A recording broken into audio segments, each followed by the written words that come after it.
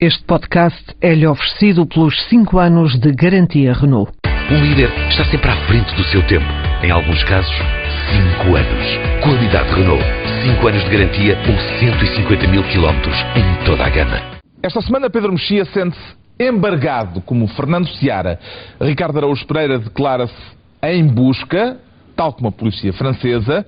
E João Miguel Tavares confessa-se bruto. Está reunido o Governo de Sombra.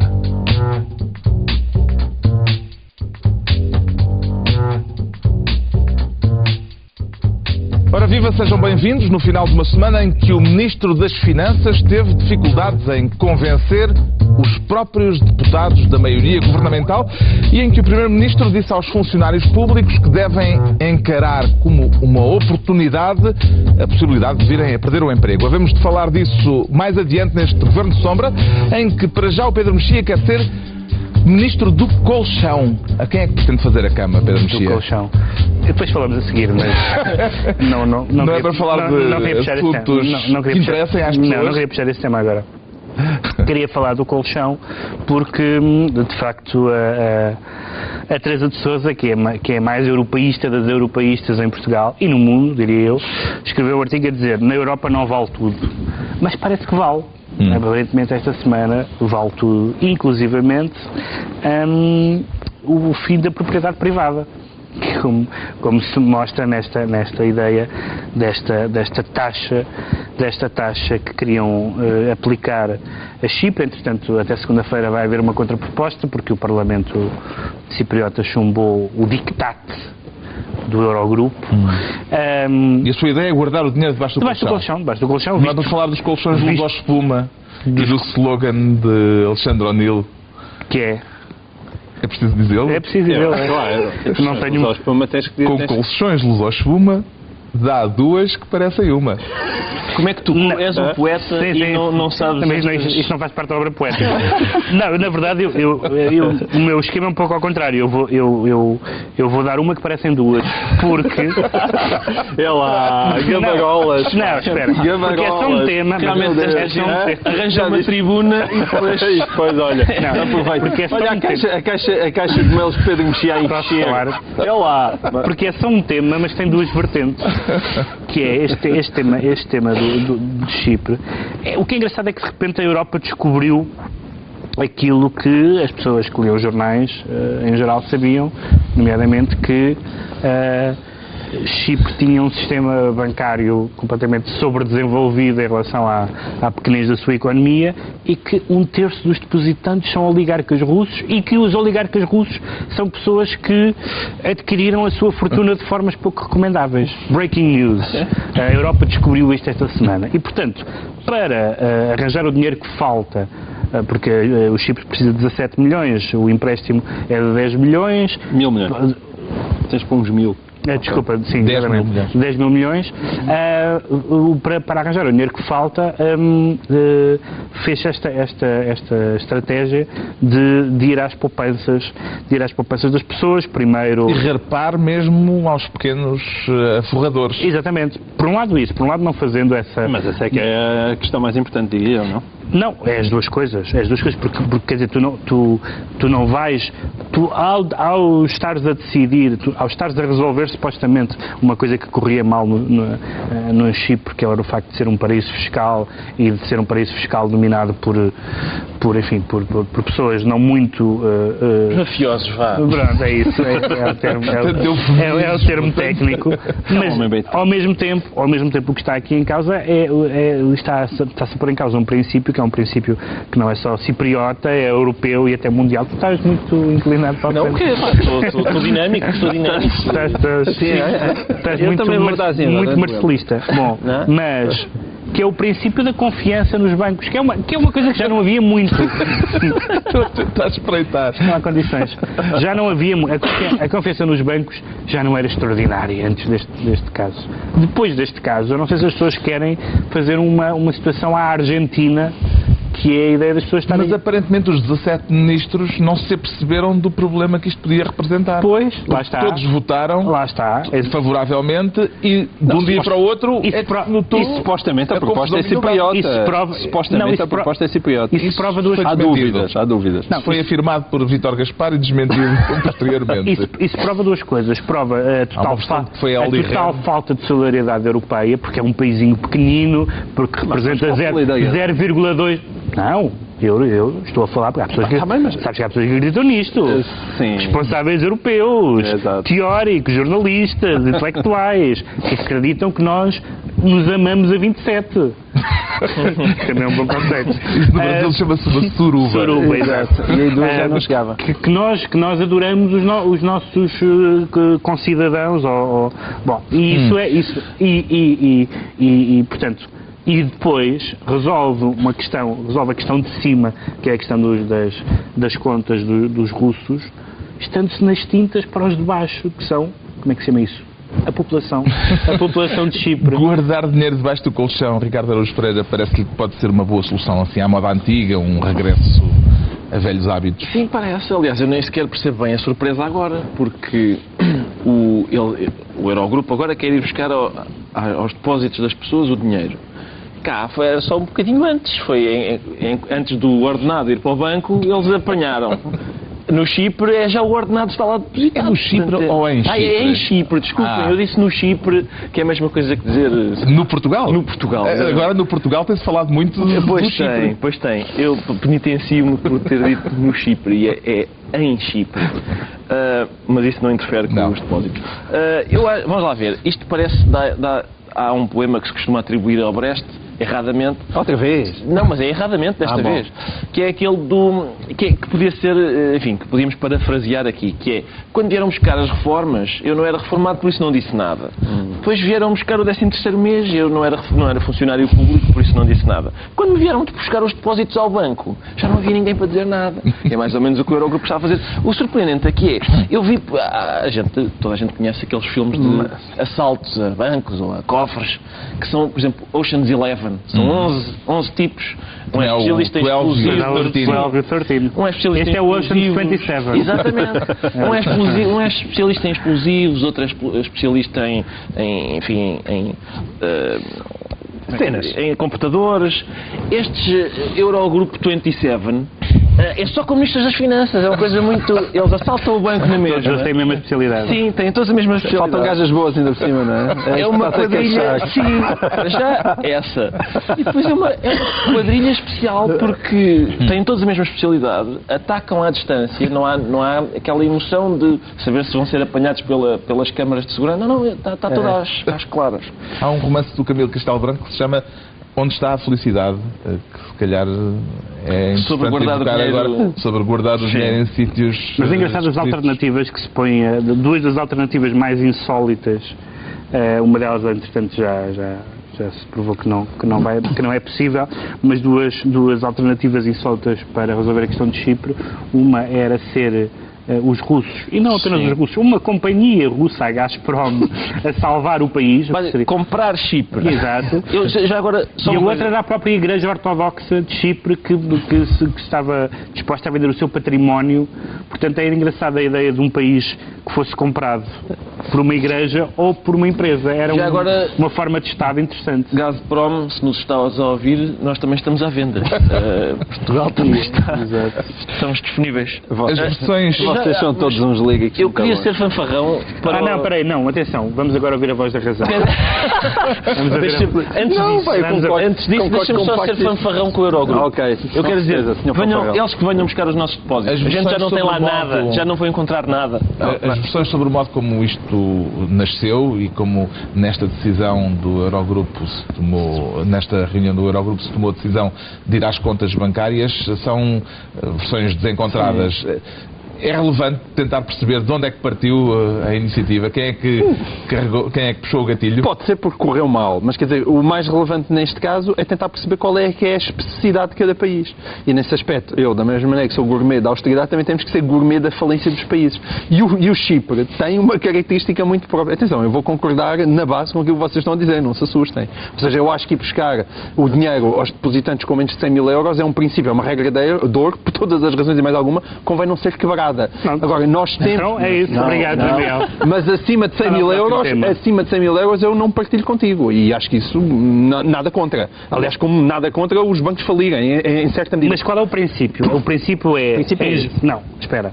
É pessoas com contas acima de 100 mil euros ou os malvados dos russos. Não, porque se é os malvados dos russos, então vamos criar medidas, por exemplo, para a Inglaterra, onde os malvados dos russos estão em todo o lado. Certo. Não, mas tu tens um problema. Vamos. O que eu acho que vocês esquecem, por isso é que eu estou-vos a dizer que é uns líricos, é porque nós temos aqui um problema e temos que resolver. E também não basta dizer essa solução não presta, porque em muitos casos nenhuma solução é verdadeiramente boa, mas o problema é que subsiste na mesma e tem que ser resolvido. E tu tens um país... Mas não vale tudo.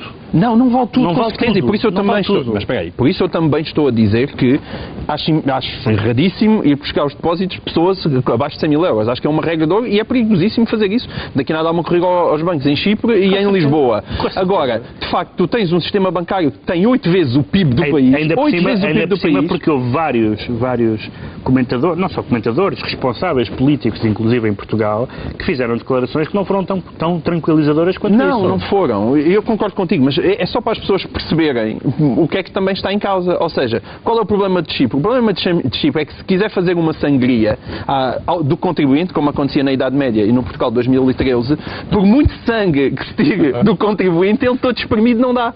Não dá o suficiente. Sim. Porque por muitos impostos que se sobrecarrega as pessoas, não dá para resolver um problema daquela dimensão. Perceberam isso agora? Essa é a velha questão, não é? Essa é a velha questão, mas toda a gente está a perceber tudo agora. Está entregue o Ministério do Colchão ao Pedro Mexia e o Ricardo Araújo Pereira quer ser desta vez Ministro do Gatafunho. Vai dedicar-se à grafologia, Ricardo? Não é para isso. É Gatafunho, o que é que quer analisar? Quero analisar o memorando que está mal desenhado. E eu, quando ouvi o Ministro das Finanças a dizer que o memorando estava mal desenhado, eu senti que precisava que alguém me fizesse um desenho para perceber o que é que se está a passar. Porque vamos lá ver, a sensação que dá é, eu já tinha assistido a este tipo de conversa. Normalmente há um apreciador de pintura e um rústico qualquer. Estão a olhar para o mesmo quadro. E o apreciador de pintura diz, este Picasso é lindo. E o rústico diz, está nada, está tudo mal desenhado. Isso também eu. Exato. Agora, o Governo está a fazer as duas, só em momentos diferentes. O Governo é o apreciador e é o saloio. Este memorando é lindo. E passado um bocado, está tudo mal desenhado. Eu fiquei mesmo... É uma forma de tirar as culpas para o Governo anterior, uma vez mais. Mas a esta hora é muito descarada, de facto. É muito... O programa não era só o memorando. Quem introduziu esta questão parece-me que foi Miguel Frasquilho.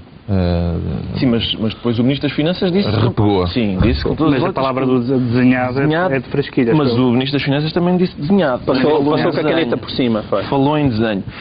É que o memorando da Troika não era só bom, era indiscutível, era a única solução. E de repente a gente vê que ao fim deste tempo chegou a ser dado como o programa do Governo. Exatamente, era o programa do Governo. Isso, de certa forma, a parte mais gira é que esqueceram de aplicar, sabes isso, não? De repente, nós, ao fim de 2 anos e de 7 avaliações positivas, nós constatamos... A 7ª não contes com ela. Parece que é positiva.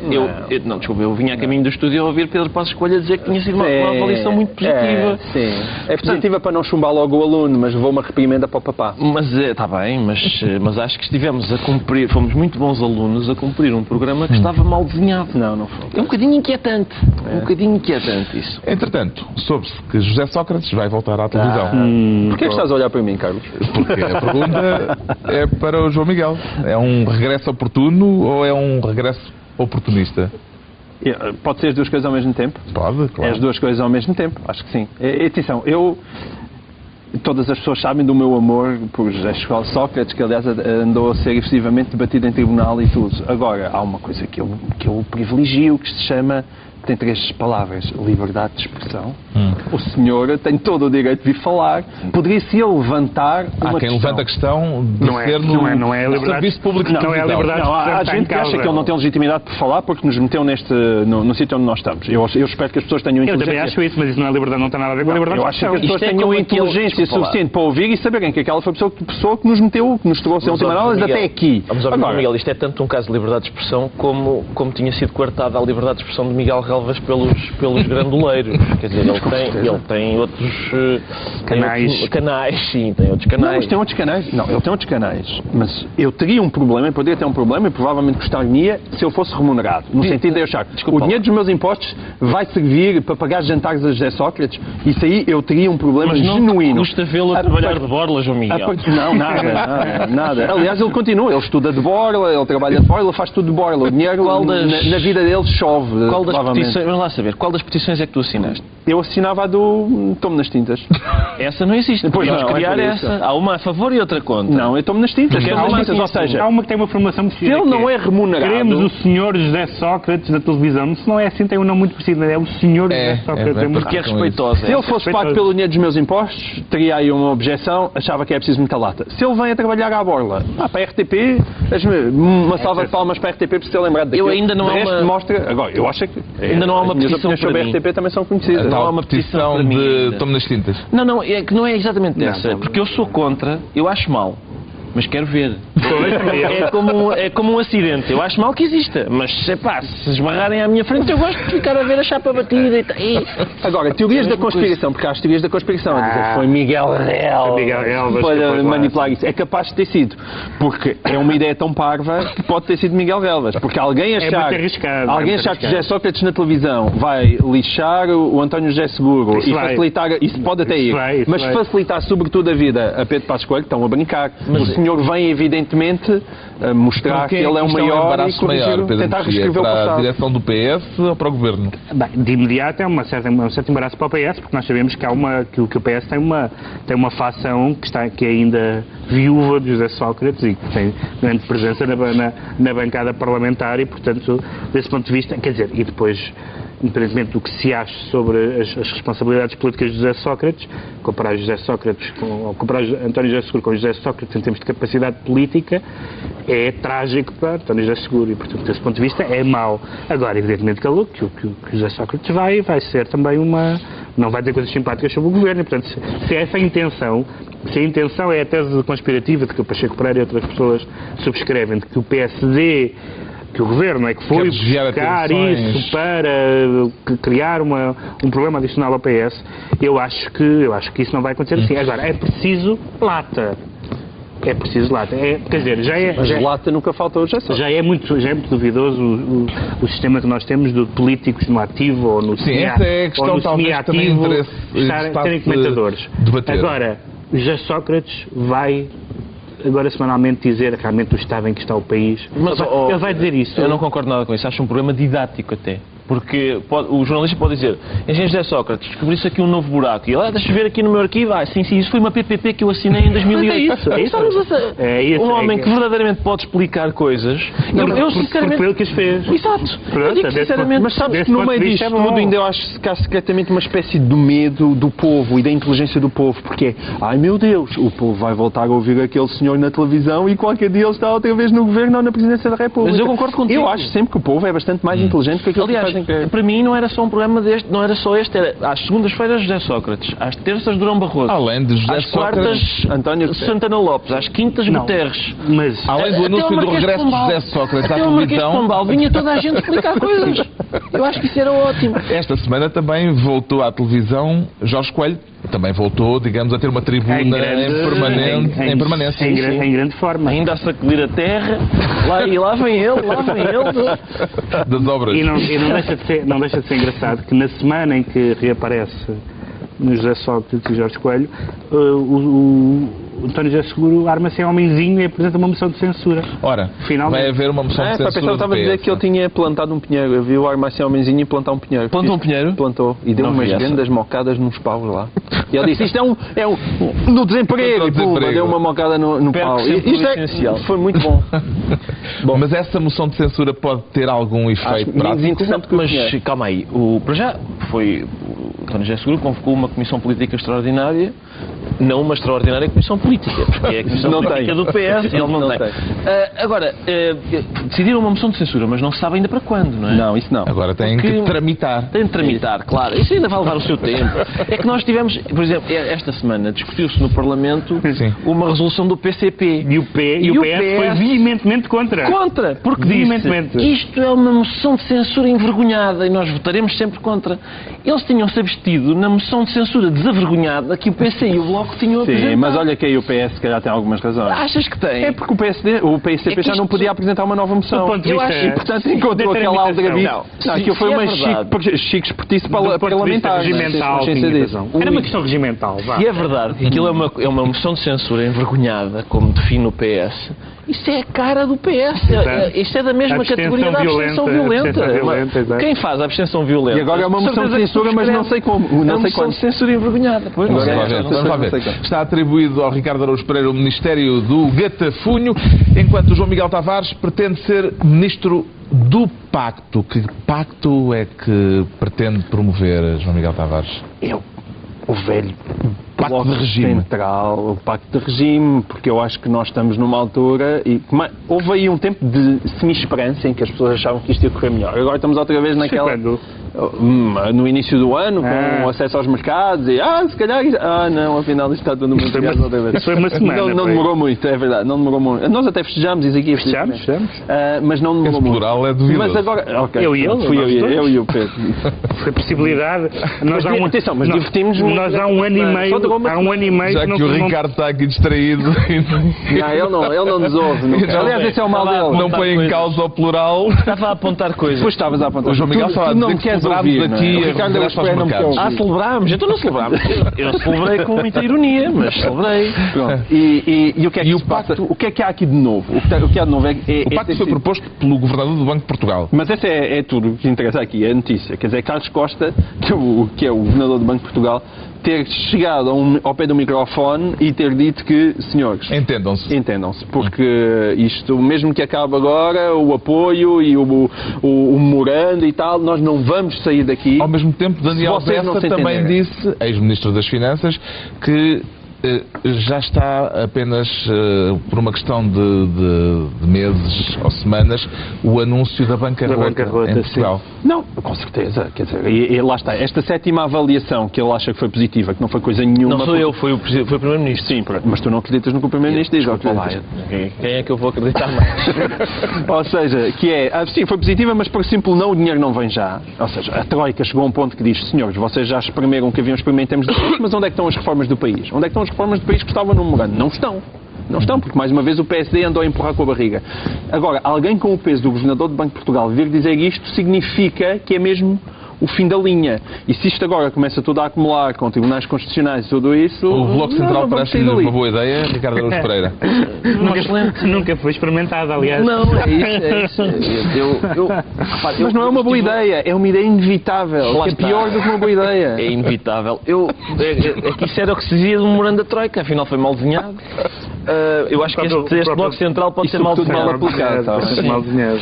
Eu, reparem, Isso também acho. eu esta semana assisti à discussão no Parlamento sobre sobre a resolução do PCP e fiquei impressionado com aquilo, porque PS e PCP estão ambos na oposição e mesmo assim não se entendem. O governo é péssimo, mas por razões diferentes para cada um. Eles não se conseguem entender em relação à razão essencial pela qual o governo é péssimo. Achar que o PS que está na oposição e o PSD que está no governo se vão entender, eu acho que é... Se calhar é mais fácil do que o muito mais entendimento fácil. com o Estão PC. mais fácil. Estão muito mais próximos do que o PS e o PC. E é cada vez mais fácil neste momento, porque o Governo sempre disse que o memorando era ótimo. Agora diz que está mal desenhado. E por isso já é uma posição do PSD sobre o memorando que nem sim nem não. E isso é o PS, não é? O PS é nem sim nem não. Esta solução é execuível, Pedro Mexia? Quer dizer, a solução Bloco Central A solução Bloco Central é a solução da democracia portuguesa. Chegámos até aqui, o balanço não é extraordinário. Não é extraordinário estes 30 anos de rotativismo e de ocupação do poder político pelo Bloco Central, com o CDS não sai de cá. Mas, agora, é evidente que enquanto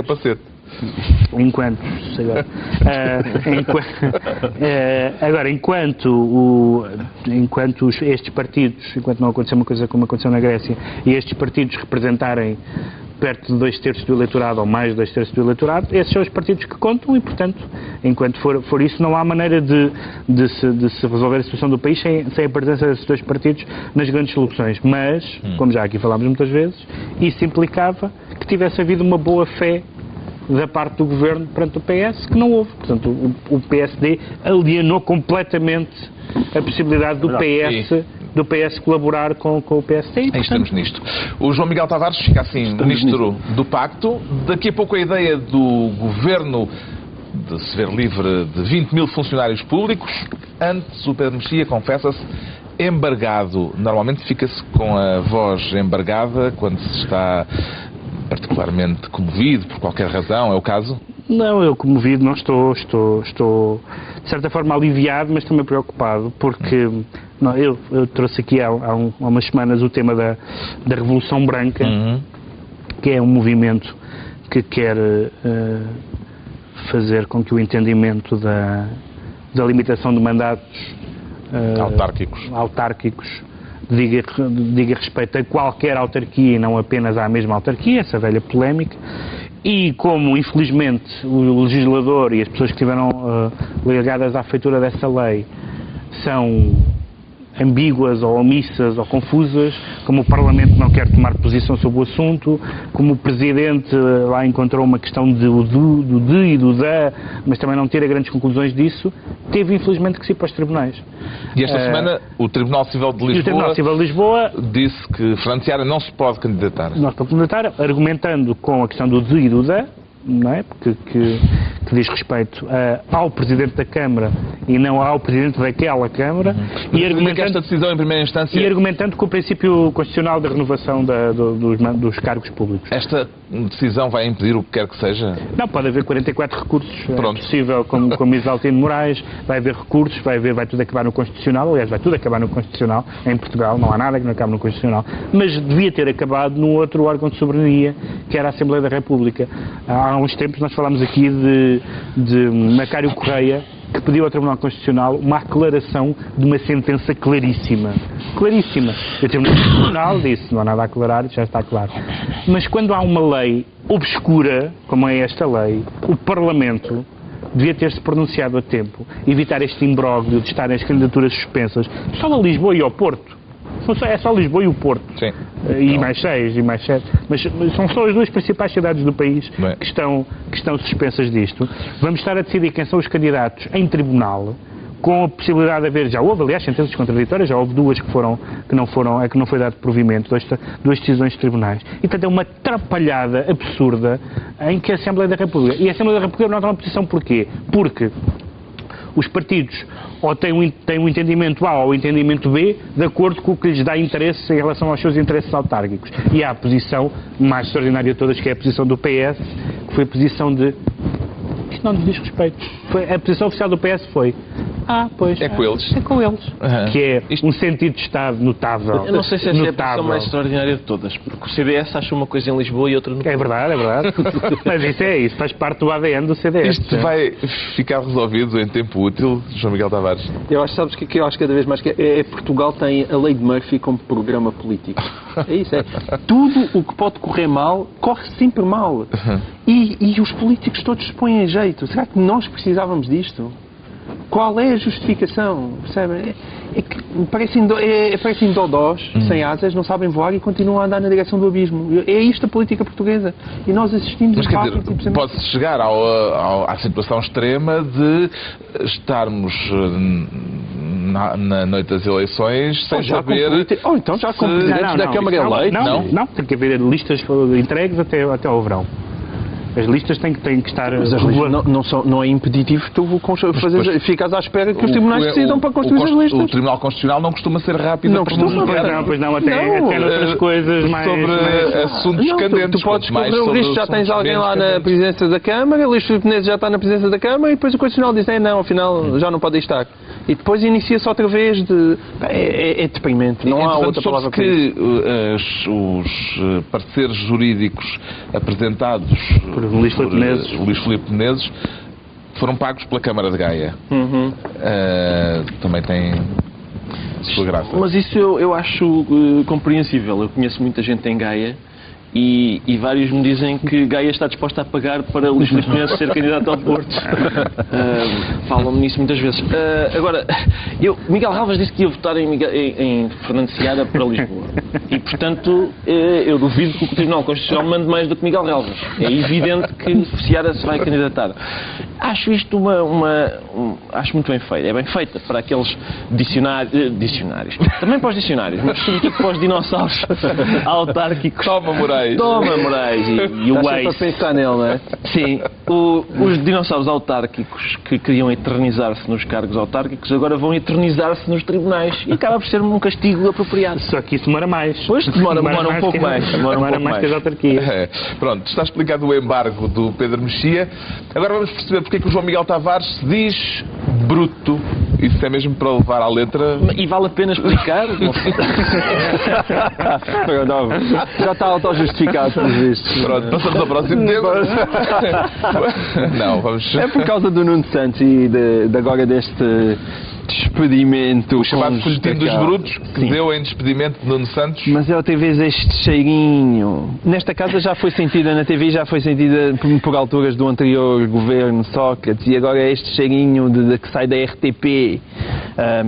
É que vocês sabem qual é o cheirinho que eu estou a falar. Estou a ver qual é. Porque, quer dizer, este despedimento com esta causa é um absurdo. Não só... Obrigado. O que é curioso é que... Não só um absurdo, como é estúpido, mais uma vez. É estúpido. Neste programa foi muito... A defesa ainda não tinha Repara na coincidência que é o causador do cheirinho da TVI está a entrar na RTP quando a vítima do cheirinho da RTP está a sair. Portanto, há aqui uma confusão de odores que fazem um buquê Tresanda demasiado. Quer dizer, só para as pessoas terem consciência, eu fiz aqui uma pequena cábula que vale a pena, é muito rápido. Nuno Santos foi despedido pela RTP por ter mostrado brutos à polícia. No entanto, foi ilibado pelo Conselho de Redação da RTP de ter mostrado brutos à polícia. Nuno Santos está agora com um processo disciplinar na Comissão da Carteira por ter mostrado brutos à polícia e, no entanto, foi ilibado pela ERC de ter mostrado brutos à polícia. Não, e depois, o melhor de tudo, é o final, é que ele é arguido, soube-se esta semana, que ele é arguido num processo sobre aborto clandestino por se ter recusado a mostrar brutos à polícia. I rest my case. Pronto. Utiliza uma formulação falamos deste caso. Parece que é adequado falar de justa causa?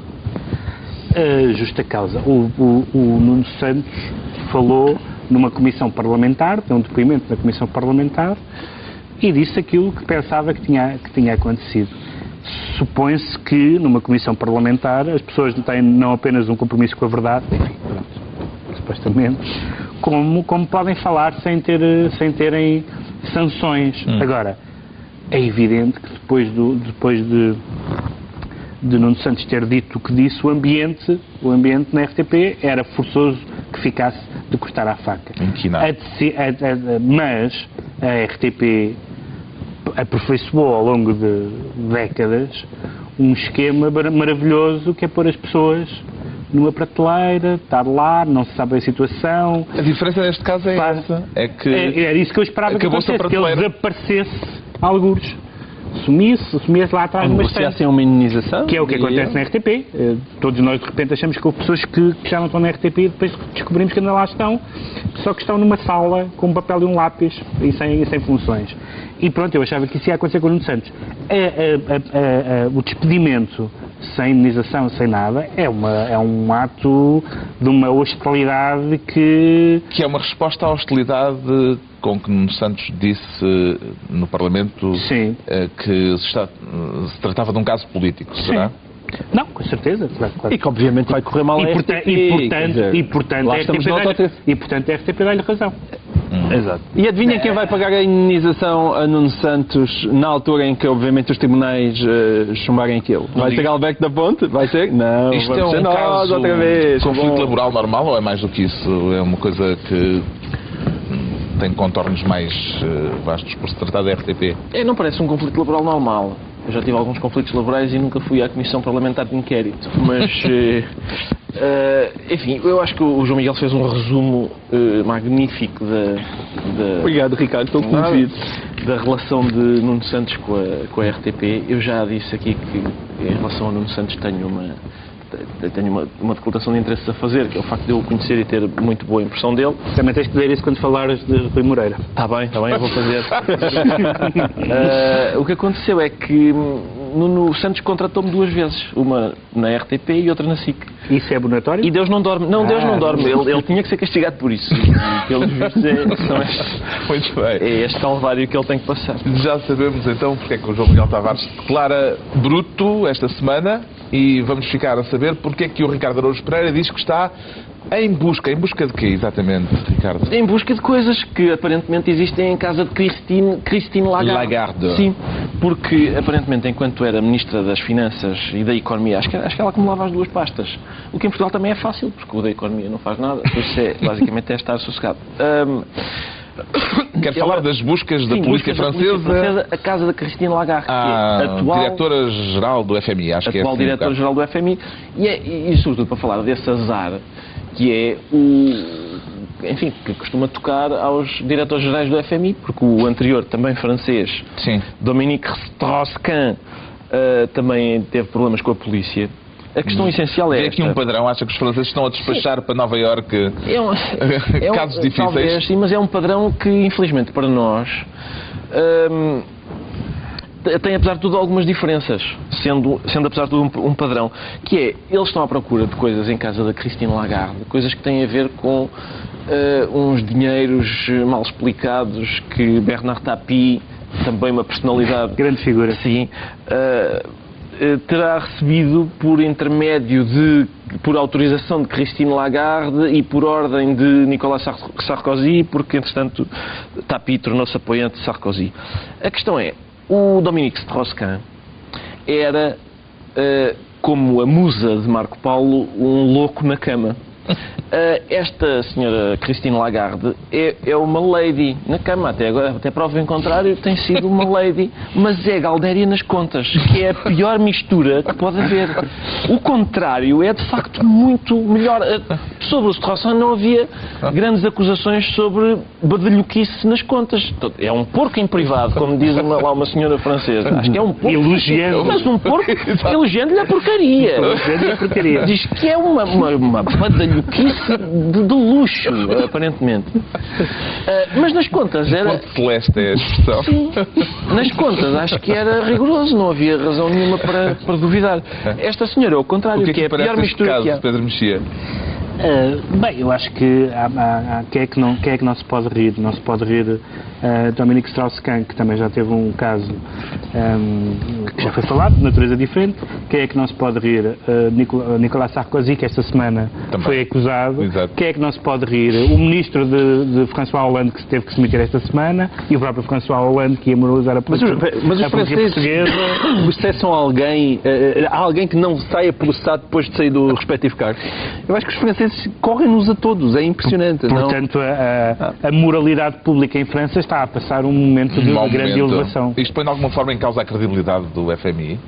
Isto põe a credibilidade que hoje em dia parece que todas as pessoas que tiveram elegados porque esta pergunta tem graça. Tem graça. Todas as pessoas que parecem que estão elegadas de poder é muito difícil saírem de lá com as mãos limpinhas. Isso, provavelmente nós só reparamos mais em França porque o sistema judicial ela não é acusada de nada em relação ao FMI. nada. Pois Não, tem nada a ver tem com a o ver com- FMI. tem a ver Não, com é venda dada. com as suas Portanto, funções. agora, o FMI dava-nos jeito que a credibilidade Digamos do FMI fosse que- posta Pois em é causa. isso. Não, é isso. É que eu, quando eu vi a notícia, pensei que que eram atos cometidos já no FMI e disse, pronto, agora é que vai toda a Agora gente podíamos jubilar. imaginar, Não, mas não Mas não é. interessa agora. Que realmente este melting pot...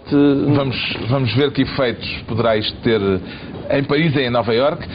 Entre nós, um dos temas da semana foi o anúncio do Governo de que vai tentar reduzir o número de funcionários públicos. Acredita que acenar-lhes com, creio que é, 1 mês e meio por cada salário, por cada ano de trabalho, como indenização, pode fazer com que eles vão embora Sem direito a subsídio de desemprego a seguir.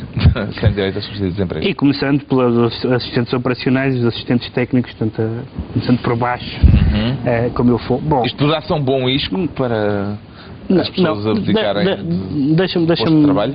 Deixa-me dizer outra coisa em relação a isso, que é, há uma série de medidas tomadas por este Governo que são opções de fundo, opções ideológicas, se quiseres.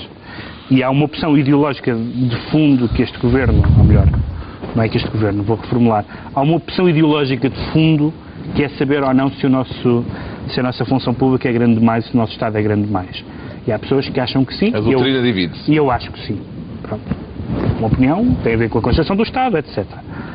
Outra coisa é saber se estamos no momento indicado para pôr, não sei qual é o número... 20 mil. A ideia é tentar rescindir com 20 mil funcionários. Dar contribuição para o número do desemprego. Vou dar um exemplo porque eu quero dizer. Eu sou totalmente a favor, como aliás todos os portugueses eram, acho eu, até há pouco tempo, da mudança da lei das rendas. Há 30 anos que nós ouvimos dizer que uma das desgraças do Estado Novo foi o congelamento das rendas, a degradação do parque habitacional, etc. E, portanto, mexer na lei das rendas é uma boa notícia.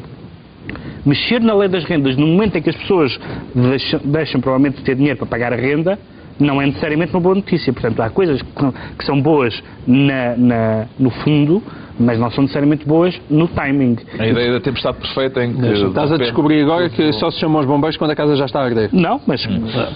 Quer dizer, é o que está a acontecer. Mas a casa está a arder. É o que está a acontecer. Mas a casa está a arder. 750 euros de salário por mês aceitava esta proposta. Uma profunda pergunta de esquerda. De quê? É uma profunda pergunta de esquerda, não é? É evidente que provavelmente não. Agora, o que é que se passa aqui? Mas espera aí. Bandido. O que é que se passa aqui? O que se passa aqui é que, como em tudo... Nós a mais no Estado, pá. Como em tudo na vida, esta há questões de timing. E o Governo perdeu o timing. Quando alguém fala em reformar o Estado... Espera aí.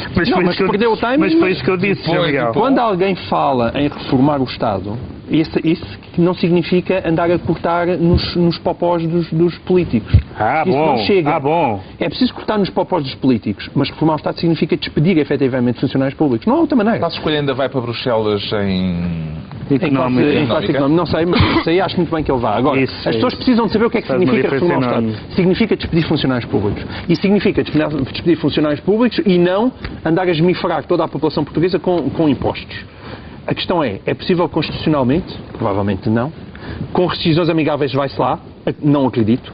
E, portanto, o Governo tinha que ter tido coragem para enfrentar todos os problemas que não quis enfrentar no devido tempo. Exato. E agora está tramadíssimo. Agora, é preciso diminuir... Não, mas a questão é preciso diminuir o peso do Estado e despedir pessoas? Sim, é. Porque senão não há dinheiro para pagar. É assim. O Primeiro-Ministro disse aos funcionários públicos que este plano de rescisões não deve ser encarado como uma ameaça, mas como uma oportunidade. Exatamente. Como é que interpreta esta frase, Ricardo Araújo Pereira? Interpreto... De que outra maneira que há de interpretar? Eu adoro... eu gosto muito esta ideia da janela de oportunidade. E se este Governo tem dado trabalho aos vidraceiros da oportunidade, porque eu... Não, olha que não, vai. Olha que tem uma única. Olha que tem. Só os dos pobrezinhos. Estas janelas de oportunidade que estão a ser criadas, eu devo dizer o seguinte, eu pelo simples não tenho-me estado a agasalhar melhor, porque vem para aí uma corrente de ar, com a quantidade de janelas de oportunidade que eles têm aberto, que eu tenho medo. E o que eu defendi era que estes trabalhadores se aproximassem da janela da oportunidade e defenestrassem Pedro Passos Coelho através dela. Acho que era um bom uso para essa janela da oportunidade. Agora, eu estava à espera faltam mais. Eu estava à espera de um estudo que indicasse, ora bem, temos gente a mais, porque eu ainda não vi nenhum estudo sobre isso. Ouço bocas. Gente, por exemplo, às vezes pessoas que estão ao volante de um táxi, vamos supor. Estás a brincar? Não estou nada. Chama-se déficit. Chama-se déficit estrutural. É esse estudo que tu tens. Estás a brincar? Desculpa lá. O que eu quero dizer é o seguinte. Como é que se deve o déficit do país? Vocês, Soutor, posso? Não, eu vou dizer. Estava à espera de um estudo que dissesse, ora bem, há gente a mais no Estado, X funcionários deste tipo, Y daquele, Z daquele outro. Não. São só, por coincidência, são só estes... De acordo. São só estes, é uma pasada destes funcionários específicos. São estes aqui. Eu não sabia que o Estado estava sobredimensionado só nesta zona.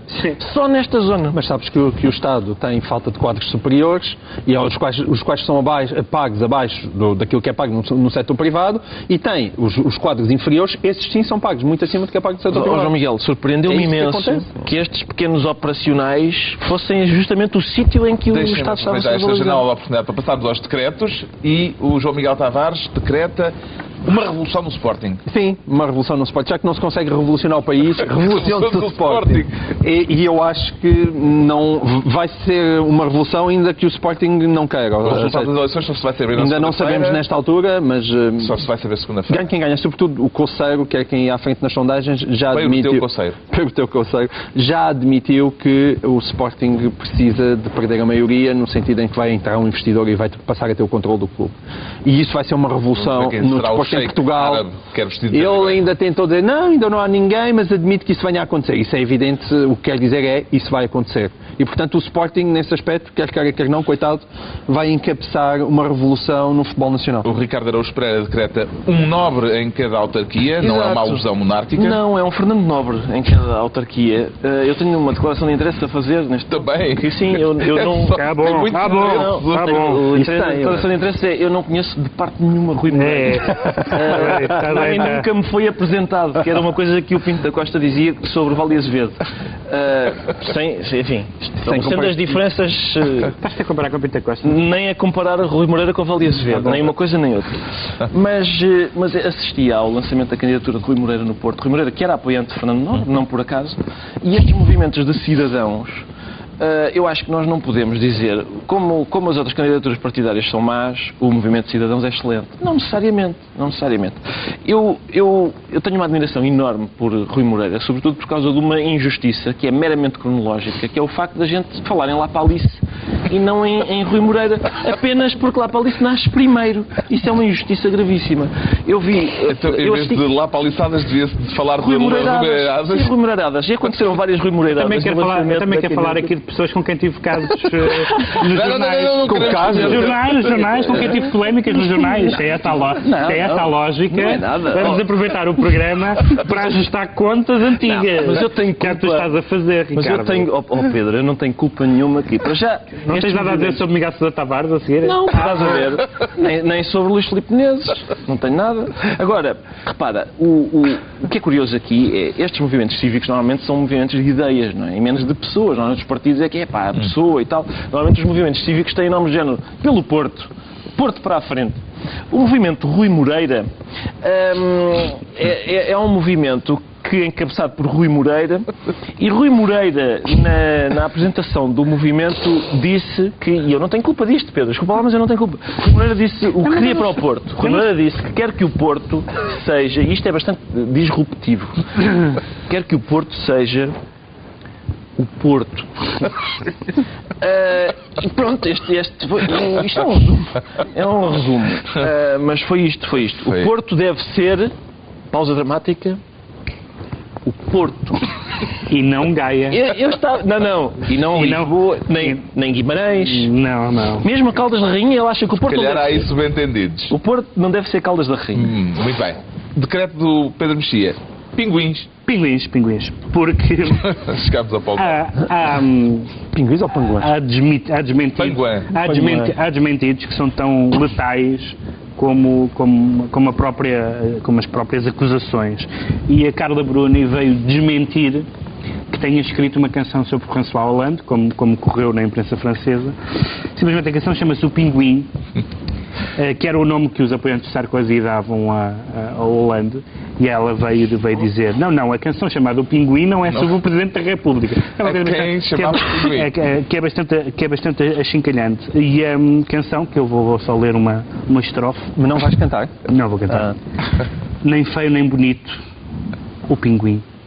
Nem alto nem baixo, nem frio nem quente, o pinguim. Está concluída mais uma reunião da semana do Governo Sombra. Pedro Mexia, João Miguel Tavares, Ricardo Araújo Pereira e o Pinguim.